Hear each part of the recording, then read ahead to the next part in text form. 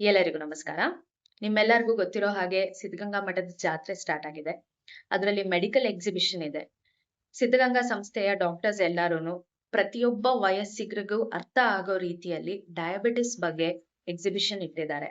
ಅಂದ್ರೆ ಡಯಾಬಿಟಿಸ್ ನ ಹೇಗೆ ಕಂಟ್ರೋಲ್ ಮಾಡ್ಬೇಕು, ನಿಯಂತ್ರಣದಲ್ಲಿ ಇಲ್ದಲೇ ಇದ್ದಾಗ ಏನೇನ್ ಕಾಂಪ್ಲಿಕೇಶನ್ಸ್ ಆಗೋ ಸಾಧ್ಯತೆಗಳಿದೆ, ಪ್ರತಿಯೊಂದನ್ನು ಬಹಳ ವಿವರವಾಗಿ ತಿಳಿಸಿ ಹೇಳಿದ್ದಾರೆ.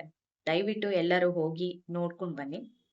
ಸೊ ಹೀಗಿದ್ದಲ್ಲಿ ಡಯಾಬಿಟಿಸ್ ಕಂಟ್ರೋಲ್ ಅಲ್ಲಿ ಇಲ್ದಲೇ ಇದ್ದಾಗ ENT ರಿಲೇಟೆಡ್ ಪ್ರಾಬ್ಲಮ್ಸ್ ಏನೇನ್ ಆಗಬಹುದು? ಮೊದಲನೇದಾಗಿ ನಿಮ್ಗೆಲ್ಲರಿಗೂ ಗೊತ್ತಿರೋ ಹಾಗೆ ಎಲ್ಲೇ ಇನ್ಫೆಕ್ಷನ್ ಇರ್ಲಿ, ಗಾಯ ಇರ್ಲಿ, ಅದು ಡಯಾಬಿಟಿಸ್ ಕಂಟ್ರೋಲ್ ಅಲ್ಲಿ ಇಲ್ದಲೇ ಇದ್ರೆ ಮಾಯೋಕೆ ಬಹಳ ಕಷ್ಟ ಹಾಗೂ ಬಹಳ ಟೈಮ್ ತಗೊಳುತ್ತೆ. ಮತ್ತೆ ನಿಮ್ಮ ನರಗಳು ವೀಕ್ ಆಗ್ಲಿಕ್ಕೆ ಸ್ಟಾರ್ಟ್ ಆಗುತ್ತೆ. ಹಾಗಿದ್ದಾಗ ಕಿವಿನೂ ಕಮ್ಮಿ ಕೇಳಕ್ಕೆ ಶುರುವಾಗುತ್ತೆ. ಮತ್ತೆ ಬ್ಯಾಕ್ಟೀರಿಯಲ್ ಇನ್ಫೆಕ್ಷನ್ಸ್ ಆಗೋ ಸಾಧ್ಯತೆಗಳು ಜಾಸ್ತಿ ಇರುತ್ತೆ.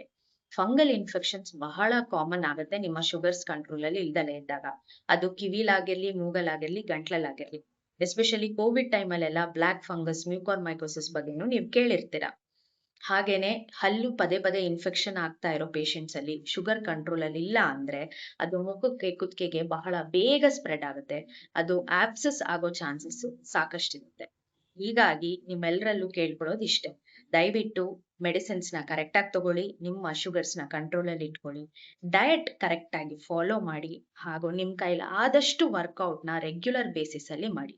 ಧನ್ಯವಾದಗಳು.